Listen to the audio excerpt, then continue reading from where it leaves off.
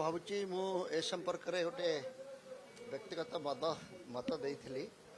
ଏଟା ରାଜ୍ୟସଭା ନିର୍ବାଚନ ନୁହେଁ, ଇଏ ଓଡ଼ିଆ ଅସ୍ମିତାର ଅନ୍ୟ ଏକ ପରୀକ୍ଷା ହେବ। ଆମେ ସେ ପରୀକ୍ଷାରେ ଫେଲ୍ ହେଇଯାଇଛୁ ବୋଲି କହିଲେ ଭୁଲ ହେବ ନାହିଁ। କାରଣ ଯେଉଁମାନେ ଦଳର ମତ ବିରୋଧରେ ଯାଇ ଦଳ ବିରୋଧରେ ଭୋଟ ଦେଲେ ଏବଂ ଯେଉଁମାନେ ସେହି ଭୋଟକୁ ପାଇବା ପାଇଁ ଉଦ୍ୟମ କଲେ, ଉଭୟ ସମ ପରିମାଣରେ ଦୋଷୀ। ଯଦି ଏତେ କଥା କରିବାର ଥିଲା, ବିଧାୟକମାନଙ୍କୁ ତାଙ୍କର ବିବେକ ଅନୁସାରେ ଭୋଟ ଦେବା ପାଇଁ ଛାଡ଼ି ଦେଇଥିଲେ ଏ ପ୍ରକାର ଅପବାଦ ଆଉ ମୁଣ୍ଡେଇବାକୁ ପଡ଼ିନଥାନ୍ତା। କିନ୍ତୁ ନା ବିଧାୟକମାନେ ସେ କଥା ବୁଝୁଛନ୍ତି, ନା ଅସ୍ମିତା କଥା ଯେଉଁମାନେ କହୁଛନ୍ତି ସେମାନେ ଏ ଭୋଟର ହିତାଧିକାରୀ ହେଲାବେଳେ ନିଜ ଉପରକୁ ତାହା ନେଉଛନ୍ତି, ନା ଆମେ ଯେଉଁମାନେ ଆଲୋଚନା କରୁଛୁ ଗଣମାଧ୍ୟମ ଏବଂ ସାଧାରଣ ଲୋକ କାହାକୁ ଏ କଥା ଜୁଟୁ ନାହିଁ। ତେଣୁ ଏ ବିଷୟରେ ମନ୍ତବ୍ୟ ଦେବା ମଧ୍ୟ ମୁଁ ଭାବୁଛି କିଛି ମୂଲ୍ୟ ରଖୁନି। ଯେ ଏଇ ଯେଉଁ ରାଜ୍ୟସଭା ନିର୍ବାଚନ ଯେଉଁ ଫଳାଫଳ ହେଲା, ଇଏ କ'ଣ ଗୋଟେ ନୂଆ ସମୀକରଣ ଆଡ଼କୁ ଯାଉଛି କି? ରାଜ୍ୟରେ ଗୋଟେ ନୂଆ ସାମୁଖ୍ୟ ଆଡ଼କୁ ଯାଉଛି କି? କିଛି କାରଣ ପୁରୁଣା ରାଜନୀତି ବିଜେପି ପ୍ରେମୀ ଏକାଠି ହେଉଛନ୍ତି। ପ୍ରଭାତ ବିଶ୍ୱାଳ, ପ୍ରଭାତ ତ୍ରିପାଠୀ, ରବି ପାଣି, ଅମର ଶତପଥୀ, ଆପଣଙ୍କ ଭଳିଆ ନେତା। ଆମେ ସବୁ ଏକାଠି ହେଉଛୁ ବୋଲି କିଏ କହୁଛୁ? ଆମେ ବସି ଖାଇଦେଲେ ଏକାଠି ହେଇଗଲେ। କିଏ କେତେବେଳେ କାହା ସହିତ ମିଶୁଛି?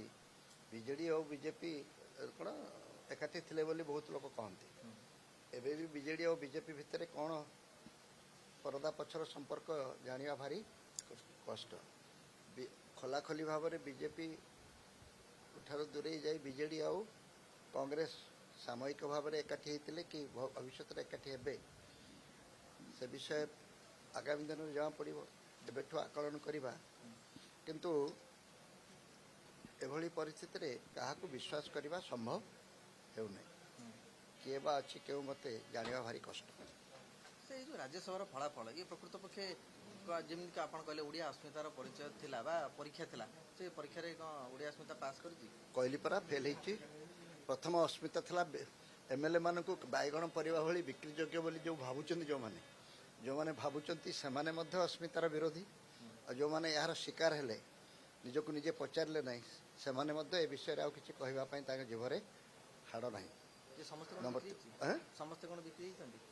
ତାଙ୍କ ଭିତରେ ତ କିଏ କେତେବେଳେ ବିକ୍ରି ହେଇଛି? ତାଙ୍କ ଭିତରେ ତ ବିକ୍ରି ହେଇଛନ୍ତି। ଯଦି ଦଳ ବିରୁଦ୍ଧରେ ଭୋଟ ଦେବାର ଥିଲା ସେ ଆଗରୁ ଖୋଲାଖୋଲି କହିପାରିଥାନ୍ତେ। କିନ୍ତୁ ଯଦି ଦେଲେ ସାହସ କରି ଦେଇଛନ୍ତି, ଦଳ ମଧ୍ୟ ତାଙ୍କୁ ନିଲମ୍ବିତ କରିସାରିଲାଣି। ତେଣୁ ସେ ଚାପ୍ଟର ସରିଯାଇଛି। କିନ୍ତୁ ବିଧାୟକମାନଙ୍କୁ ଯେଉଁ ଦୃଷ୍ଟିରେ ଦେଖାଯାଉଛି, ସେ ମୋ ସପକ୍ଷରେ ଭୋଟ ଦେଇପାରେ, ଅନ୍ୟ ଦଳର ହେଇଥିଲେ ମଧ୍ୟ। କ'ଣ ପାଇଁ ଭୋଟ ଦେବ ତା ଭିନ୍ନ କଥା। କିନ୍ତୁ ଦେଇପାରେ ବୋଲି ଭାବୁଛି ଯେ ସେ ମଧ୍ୟ କମ୍ ଦୋଷୀ ନୁହେଁ। ଦ୍ୱିତୀୟ କଥା ହେଲା, ନବୀନ ବାବୁ ବହୁତ ଦିନରୁ ଦଳ ଭିତରେ ଶୃଙ୍ଖଳା ରଖିବା ପାଇଁ ବହୁତ କାର୍ଯ୍ୟକ୍ରମ ଗ୍ରହଣ କଲେ। ଆମେ ସବୁ ବହୁତ ଚିତ୍ର ଦେଖିଲୁ। ନବୀନ ନିବାସରେ ପ୍ରଥମ ଥର ପାଇଁ ଏତେ ଗୁଡ଼ିଏ MLA ଲୁଙ୍ଗି ପିନ୍ଧି ରାତ୍ରି ଯାପନ କଲେ। ଇଏ ଗୋଟେ ଭଲ ଦୃଶ୍ୟ। କିନ୍ତୁ ଏ ଦୃଶ୍ୟ 24 ବର୍ଷ ଭିତରେ ଆମେ କେହି ଦେଖିନଥିଲୁ। ଏବଂ ସେ ମଧ୍ୟ ମୂଳରୁ ଦଳରେ ଶୃଙ୍ଖଳା ରକ୍ଷା କରିବା ପାଇଁ ନିଲମ୍ବିତ କରିଥିଲେ ସନା ମହାକୁଡ଼ଙ୍କୁ ଏବଂ ଅରବିନ୍ଦ ବାବୁଙ୍କୁ। ଏଇଥିପାଇଁ ବୋଧ ହୁଏ ଯେ ବିଶୃଙ୍ଖଳାଟି ଟିକେ ନବାବୁ, କିନ୍ତୁ ତାଙ୍କର এই କାର୍ଯ୍ୟାନୁଷ୍ଠାନ ବିଶେଷ କିଛି କାମ ଦେଇନି। ତେଣୁ ନବୀନ ବାବୁଙ୍କ ନେତୃତ୍ୱ ପ୍ରତି ଯେଉଁ ପ୍ରଶ୍ନବାଚୀ ସୃଷ୍ଟି ହେଇଛି, ସେ ପ୍ରଶ୍ନ ଏବେ ବି ସଠିକ୍ ଉତ୍ତର ଓଡ଼ିଶା ଲୋକମାନେ ପାଇଯିବେଣି। ଏବଂ ବିଜେଡ଼ି ଭିତରେ ଯେଉଁମାନେ ଅଛନ୍ତି, ନବୀନ ବାବୁଙ୍କୁ ସର୍ବମାନ୍ୟ ନେତା ବୋଲି କହୁଛନ୍ତି, ସେମାନେ ମଧ୍ୟ ନିଜ ମନ ଭିତରେ ଆଶଙ୍କା କରିବା ଆରମ୍ଭ କରିବେ।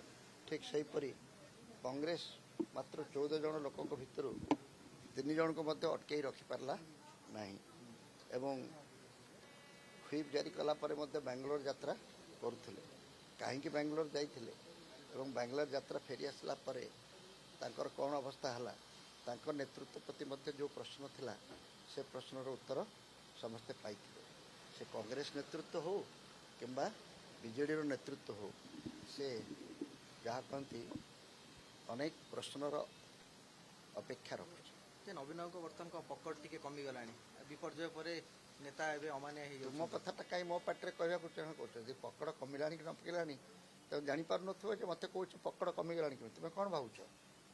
ସେ ତ ପ୍ରଥମେ 2ଟା ନିଲମ୍ବିତ କରିଥିଲେ, ଏଇନା କେତେ ନିଲମ୍ବିତ କରିବାକୁ ଯାଉଛନ୍ତି ଦେଖିବା। କଂଗ୍ରେସ 3 କଲାଣି, ଏମାନେ 6 କରିବେ ବୋଧେ। ଗୋଟେ କୁହାଯାଉଛି ଯୋଉ 2026ରେ ବଡ଼ ରାଜନୈତିକ ପରିବର୍ତ୍ତନ ହେବା କଥା କୁହାଯାଉଛି। ଏ ଭିତରେ ନୂଆ ଦଳ ଗଠନ କଥା ମଧ୍ୟ କୁହାଯାଉଛି। ବର୍ତ୍ତମାନ ଯେଉଁମାନେ ଗତକାଲି ଆପଣ ଦେଖିଲେ ବିଜୁ ଲିଗାସୀ ମାନେ ବିଜୁ ଜନତା ଦଳ ସହିତ ରହିଲେନି, ନୂଆ ଦଳ ଗଠନ ହେବା କିଛି ପ୍ରକ୍ରିୟା ରହିଛି କି ଆପଣଙ୍କ ସହିତ ଯୋଗାଯୋଗ ଏମିତି କହିଦେଲେ ଦଳ ଗଠନ ହୁଏ ନାହିଁ, କିନ୍ତୁ ବିଜେଡି ଦଳ ନିର୍ବାଚନ ପରେ ପରେ 51 ଜଣ ଥିଲେ। ଆଜି ଯଦି ଠିକ୍ ଭାବରେ ବିଚାର କରାଯିବ, ସେ 51ଟା ନୂଆପଡ଼ା ପରେ 50 ହେଲା, 50ଟା କିଛି ଦିନ ପରେ 48 ହେଲା, 48ଟା ଆଜି ଯଦି ଯେଉଁମାନେ ଭୋଟ୍ ଦେଇନାହାନ୍ତି ତାଙ୍କୁ ଦଳର ବାହାର ବୋଲି ବିଚାର କରାଯିବ, ତାହେଲେ 42 ହେଲା। ଆପଣ 51କୁ ଲୋକ ଆପଣଙ୍କୁ 51ଟା କରିଥିଲେ, ଆପଣ ଏଭଳି ଇତିମଧ୍ୟରେ 51କୁ ସମ୍ଭାଳି ପାରିନାହାନ୍ତି, ବର୍ତ୍ତମାନ ଆସିଲେଣି 42କୁ। 51ରୁ 42 ଗଲା କେତେ? 9 ରହିଲା। 51ରୁ 9 କେତେ? ପାଖାପାଖି 19-20%, 19% ଆପଣଙ୍କର ଅବକ୍ଷୟ ଘଟିଛି। ଧୀରେ ଧୀରେ ଘଟିବ ଆଉ ବ୍ୟସ୍ତ ହେବାର କ'ଣ ଅଛି? ତେଣୁ ଆଜ୍ଞା ସେଇମାନେ ହିଁ ନୂଆ ଦଳର ନିୟ ପକାଇବେ ଯେଉଁମାନେ ଏଠି ଅସନ୍ତୋଷ ହେଉଛନ୍ତି। କିଏ କୌଣସି ନିର୍ବାଚିତ MLA ଦଳର ନିୟ ପକାନ୍ତିନି। ବରିଷ୍ଠ ପକାଇବେ ଆପଣ। ସାଧାରଣ ଲୋକମାନେ ଚାହିଁଲେ ଦଳର ନିୟ ପଡ଼ିବ। ତେଣୁ ଏସବୁ ପ୍ରକ୍ରିୟା ଚାଲେ। ଆଜି ନୂଆକରି ହେଉନାହିଁ। ଦିଲ୍ଲୀ ବାବୁ ଇତିହାସକୁ ରିପିଟ୍ କଲେ, ୱାର୍ଲଡ କପ୍ ଜିତିଲା ଭଳିଆ ହିଷ୍ଟ୍ରି ରିପିଟ୍। ତେଣୁ ଦ୍ୱିତୀୟ ଥର ପାଇଁ ମଧ୍ୟ ଏଇଭଳି କ୍ରସ୍ ଭୋଟିଂରେ ସେ ଜିତିଲେ। କିନ୍ତୁ ଏଭଳି ଜିତିବାଟା ଗୋଟେ ଗୌରବର କଥା ନୁହେଁ, ଏକଥା ମୁଁ କହିବାକୁ ଚାହେଁ।